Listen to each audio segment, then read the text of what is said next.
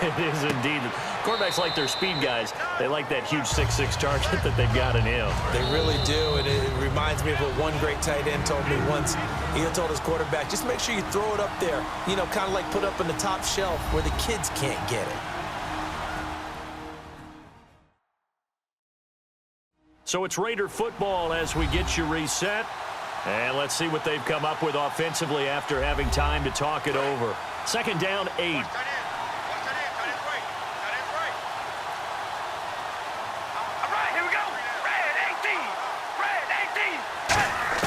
Working from the gun, it's Carr. Out left here, it's complete to Wheaton. That throw good for only a couple. It brings up third down. And they're going to hurry back to the line now. He's back to throw. He's going to let it fly. And that one incomplete. Had some position but couldn't hold on, and it brings up fourth down. Here's Marquette King now as he's on to punt for Oakland. And when all else fails as a defender, when you're not there in the coverage, your best friend is exactly what we saw there. A big play shot taken by the offense. Unfortunately, it ended in a big drop. So a change of possession here on the punt. And the Cowboys will take over the football with a 1st and 10. And now Dallas gets set to take the field. They have the lead. Still a one-possession game, but the defense got the stop. They've got the football now. Just salted away, right? Exactly. That's all the defense is counting on from their offense. They did their job in a big way. You know they're over on the sidelines now starting to take their tape off, and, hey, we've done this thing. The offense has to put it away, and that means ball secure. Now whistles, and the Raiders are going to signal for a timeout. It's just their first. They've got 2 more to use here in the final stages.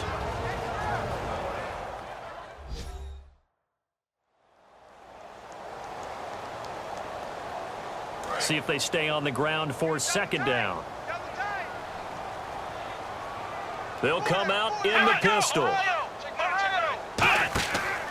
On second down, Elliott. And he will be brought. Now the Raiders are going to use another timeout here. That'll be their second, so one more chance to stop the clock here, and we'll be back.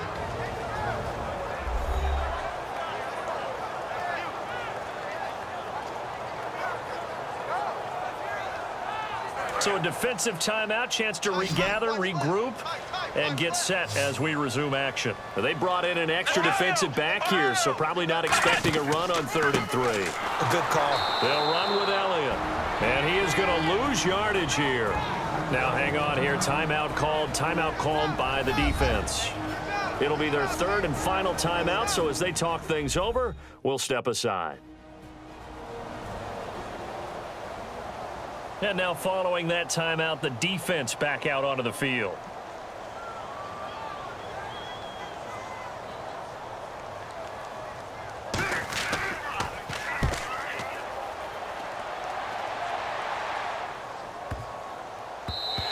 And this is going to hit the goal line and continue on into the end zone for a touchback. And now Oakland ready to take the field. They're down here in a 1-score game, but the time, it's a factor, but it's not a huge factor right now, is it? It's really not, because this amount of time gives them a chance to run their offense, to go through play sequences. And this is what they work on every week in practice, usually on a Friday. They go over this type of a situation, late game situation. What are we going to do when we have the opportunity? They've called these plays a bunch of times. Now's their chance to execute them. They have the opportunity now. Here's the execution. And he's certainly not a guy that drops that football very often. Indeed, because that's a bit of a surprise. I know he's in the middle of some traffic and people, bodies all around him, but he usually has the focus to haul that one in. He'll look to throw. Trying for Cooper again. This time he finds him. And he's brought down after a good gain.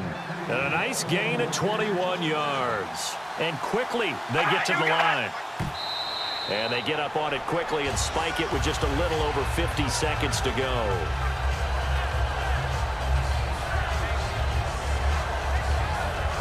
Offense still needing 10 yards. Second down.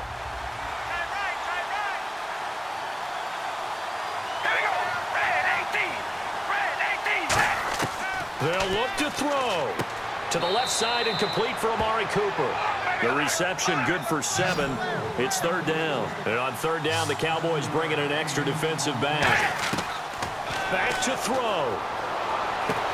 And he couldn't hang on to it through the contact. Incomplete. We know it's not an easy job to go out and catch passes when people are trying to tackle you and knock the ball away. But the bottom line is, that's a pass he's got to have and a pass he should have caught.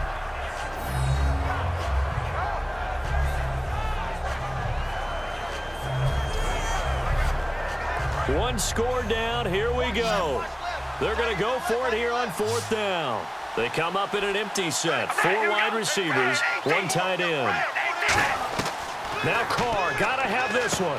Got a man right side, it's McCaffrey. It'll be a pickup of 4, and the Raiders are going to have a first down. And he did exactly what they needed him to do, Charles. Got out of bounds. They have no timeouts. And they knew that before the play even began. Still executed it. How many times have we seen it happen where you know it, that a guy's still looking for a timeout or trying to stay in bounds? He got it done. A dump off now to Hill. And he's brought down. Give him 13 on the pickup there. Good enough for an Oakland first down. And the offense moving quickly to the line. And now down to 14 as he spikes it to stop the clock.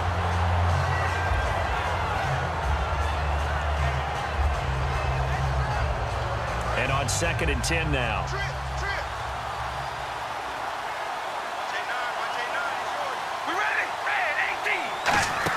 Back to throw. He's got time. Now a desperation throw deep. And this ball is caught. It's a touchdown. And now in the final seconds, they're a PAT away from likely getting this thing to overtime. And that touchdown means a decision has to be made. Do they kick the PAT and tie it up, or do they go for 2 and try and win it right now?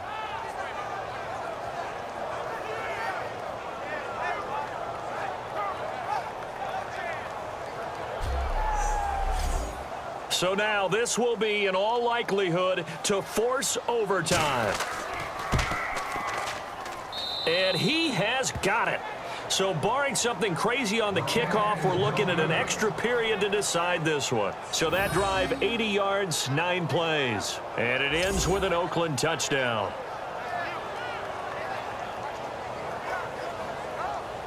So here comes the kickoff now, all even here in this fourth quarter. Fielded about a yard deep. And he'll be brought down at the 23, make it the 24-yard line.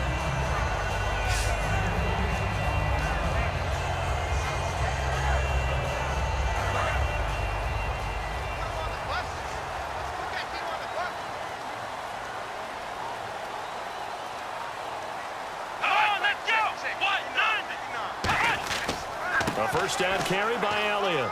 And he'll get this one up to the 26. So we saw a lot of points. Overtime comes. The defenses, they clamp down. Rather amazing, isn't it? Because would you have even thought that we'd get to overtime after what we witnessed for 4 quarters? Not at all. And have 0 points on either side? Not a chance, right? And somehow it happened. We always talk about making adjustments. Maybe both defenses took 4 full quarters in order to get an adjustment. Got 1 good period in for both defenses, and now they go home. You buying tonight? I thought it was you. I did last week. I did the last 2 weeks. Oh, I was trying to go for 3. Dinner on you, my good man. Trying to go for 3. Nothing between these two teams for 4 quarters. Here we go to begin overtime. Now it's Lucky Whitehead on the return. Oh, look at that. Oh, look at him turn. And he'll take this across the 25, a couple extra yards, up to the 27-yard line. And marching back out there now, the Raiders defense gets ready.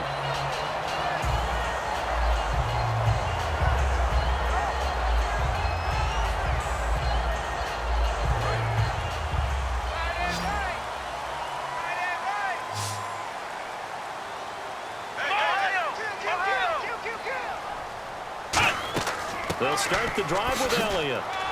across the 30 to the 31-yard line. It's a pickup of 4, and it'll bring up second down. Not a run that you're going to write home about, but still a good first down run. That's what an offense calls staying on schedule. 3 to 4 yards on first down, you're set up very well for the rest of the drive.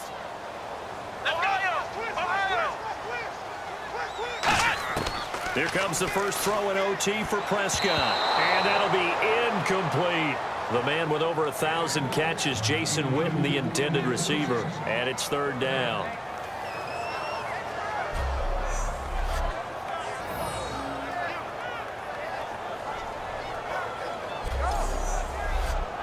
It's third down, 6 yards to go for the offense. One receiver left, 3 to the right.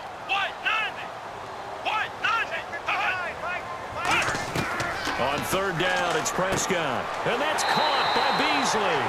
And he's going to have the first down at about the 38. Everything about that play was beautiful. A great corner route where the receiver worked the defensive back inside and then broke back to the outside to the corner. But how about the throw by the quarterback? Anticipation on the break from inside to outside. He threw the football. As the receiver turned around, the ball greeted him.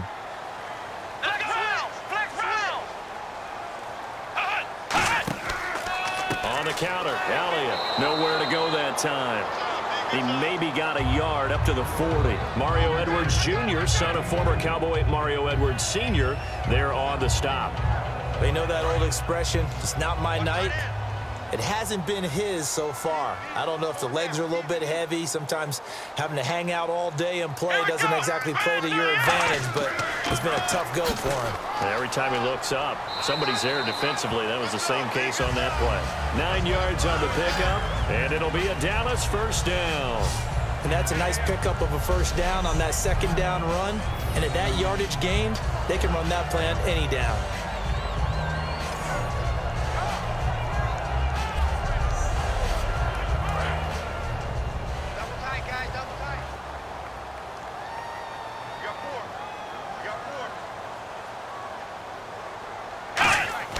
They go play action here on first down.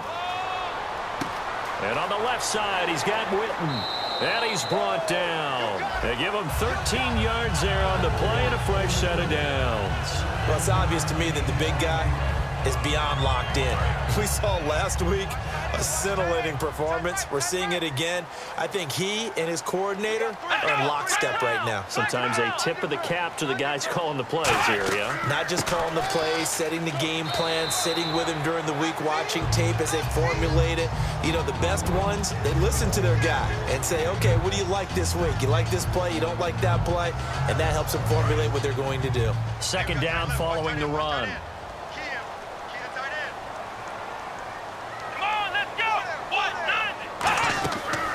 Again, it's Elliott. And he is going to lose yardage here. They'll wind up losing 3. And now it's third down. But that certainly felt like an example of the defense just saying, okay, we've had enough. We've gotten mashed all night long. About time we got a good play in. But flip it over to the offensive side.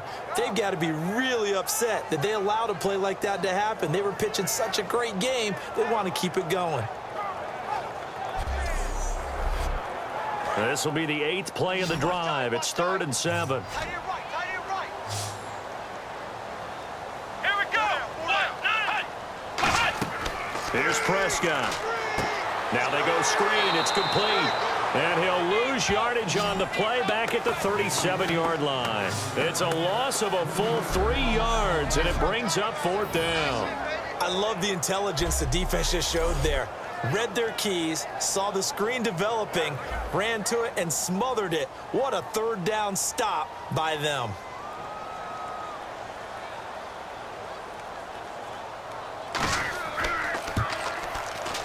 And this one is no good. He missed it. And that changes everything here in OT.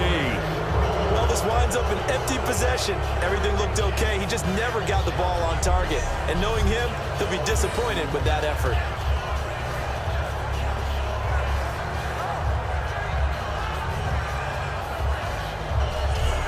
the Oakland offense heading back onto the field to take over. Their defense did its job, got the stop. All they need is 3, and this is over.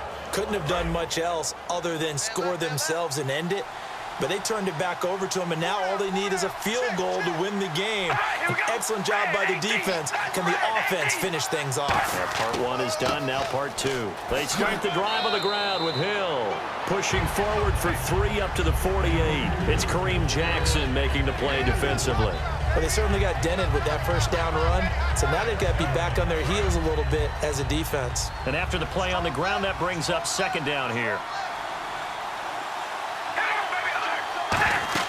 Again, it's Hill. And for one of the first times tonight, he's going to be held up at the line of scrimmage. No gain on the play, and it's going to bring up a 3rd down. Well, he didn't make headway on that one, but he's had plenty of carries all night long. I just wonder if maybe he's a little bit tired from toting the rock that much. So 3rd and 7 and an extra defensive back on the field here. Definitely want to play coverage here. What can Carr do now with his drive? And he locates Wheaton complete. And he's taken down at the 43, but not before picking up the 1st. I know many people like to throw to the tight end, maybe in a little flexed out position because he creates mismatches with his size. But slot receivers do the same thing with their quickness, their speed, and their route running savvy. 1st down and 10 now for the offensive group.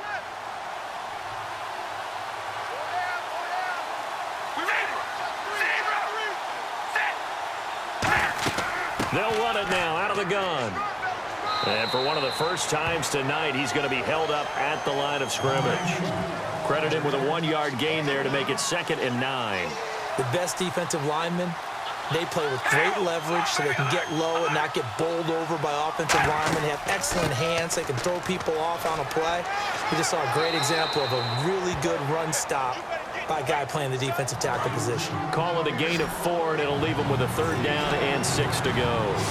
Defense sinking pass. They've got the nickel set out on 3rd and 6. On any running play that's called, they're always hoping that it's going to break big and go the distance.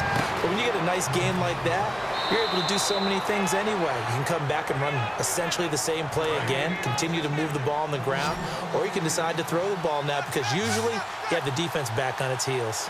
It's a nice job hitting him on the angle route there. Come out the backfield, cutting sharply across the middle. And that's good timing between the quarterback and his receiver. Effective 3rd down play to move the chains.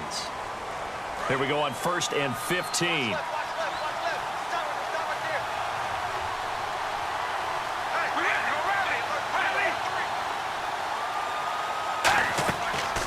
They'll run the option left.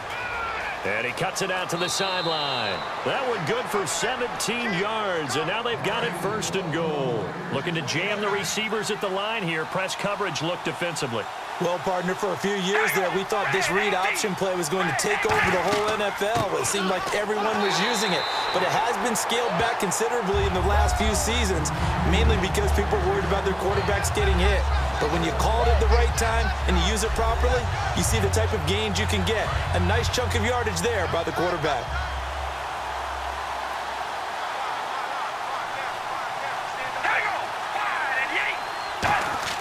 They'll run it with Hill.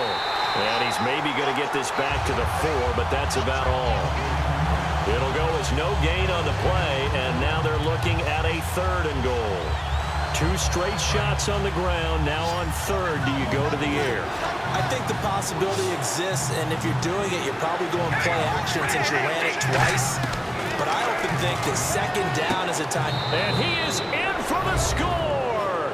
And it is absolute stunned silence here as they win it on the road in overtime. As the fans exit back out through the turnstiles, not happy looks on their faces. Feel like they probably let this one slip away at home in overtime. I would agree with that, and their unhappiness hurts the guys at the concession stands on the way out, right? Not stopping to buy something for the kids. They just want to get home. But what a dramatic way to finish this bad boy off. I mean, this game was dramatic all the way through. That's why we got to overtime. And then to go ahead and finish it this way, the fans streaming out unhappy.